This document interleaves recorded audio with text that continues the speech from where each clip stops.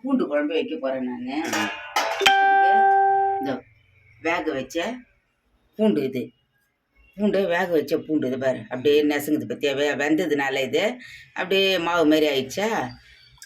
இது பாரு வேகாத பூண்டு இந்த பாரு இது உரிச்சு பச்சை பூண்டு இது நெசுங்குனா கூட நெசுங்காது. இது வேக வச்ச தொட்டு நெசுங்கிடுச்சு பாரு அப்படியே.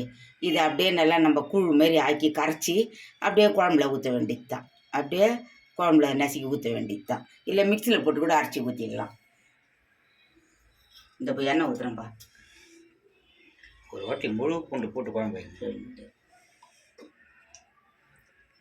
3 கரண்டி எண்ணெய் ஊற்றிக்கிறேன்ப்பா. போதும் சரிப்பா. கடுகு பருப்பு போடுறேன்.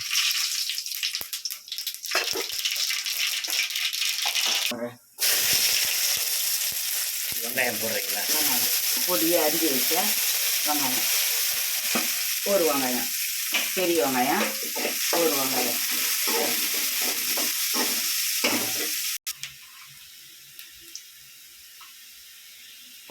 இந்த பருப்பு அரைச்சி வச்ச மிக்சியில் அரைச்சேன் தக்காளி அதை ஊற்றிடலாம்.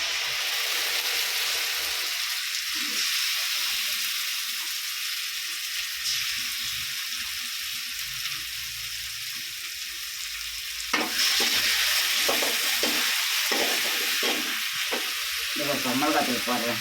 வீட்டு மிளகாத்தூள் தான் போடுறேன். ஒரு கரண்டி இந்த 2 கரண்டி போட்டுருக்கிறேன். போதும், கரெக்டாக இருக்கும். 2 கரண்டி போட்டுருக்கிறேன். அதுவே கரெக்டாக இருக்கும்.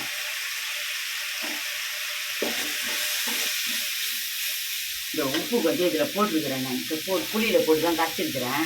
இந்த கொஞ்சம் உப்பு போடுறேன். புளி தண்ணி ஊற்றுறேன். ஆமாப்பா, புளி தண்ணி ஊற்றுறேன்ப்பா. புளி தண்ணி ஊற்றுறேன். வடிகட்டி தான் வச்சுக்கிறேன். அதனால் ஊற்றிட்டேன்.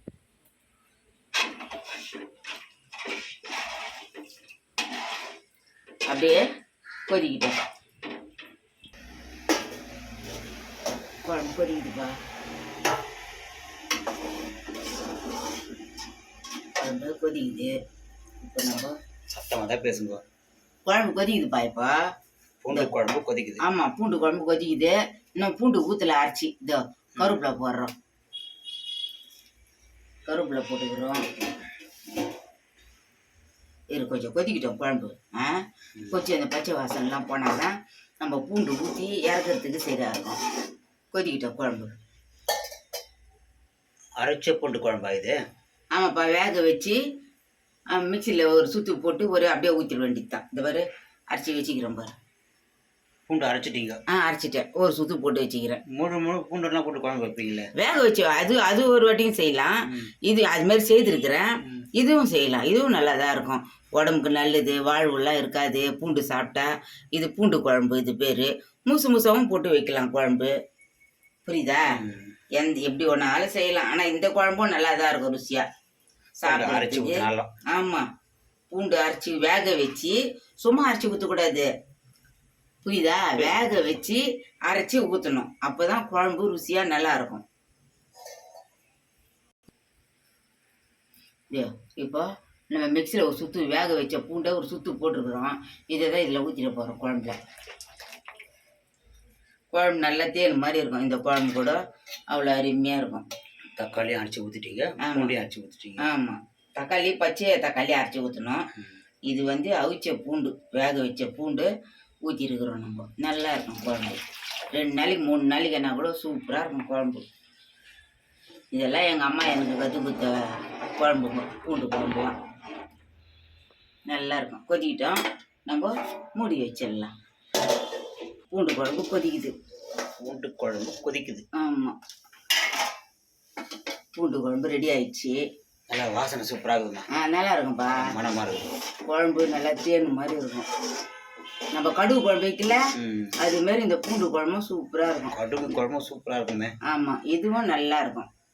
நம்ம ஏடு கட்டி இறக்கணுன்னு வச்சுக்கோ, சூப்பராக இருக்கும் குழம்பு. ஏடு கட்டட்டும், கொஞ்சம் காயிட்டோம் குழம்பு, ஏடு கட்டட்டும், அருமையாக இருக்கும். இந்த பாருப்பா, இப்போ இந்த குழம்பு அப்படியே ஏடு கட்டி இருக்குது பற்றியா, இறக்கிட வேண்டியது தான். இது ரெடி ஆயிடுச்சு. அப்படியே இறக்கி வச்சுன்னு சாப்பிட வேண்டியது தான். பூண்டு குழம்பு ரெடி ஆயிடுச்சு. வாங்க எல்லாருக்கும் வணக்கம். இப்போ நான் வச்ச மாதிரி பூண்டு குழம்பு நீங்களும் செய்து சாப்பிட்டு பார்த்துட்டு எனக்கு கமெண்டில் சொல்லுங்க. எல்லாருக்கும் வணக்கம். பாய். வாங்க சாப்பிடலாம்.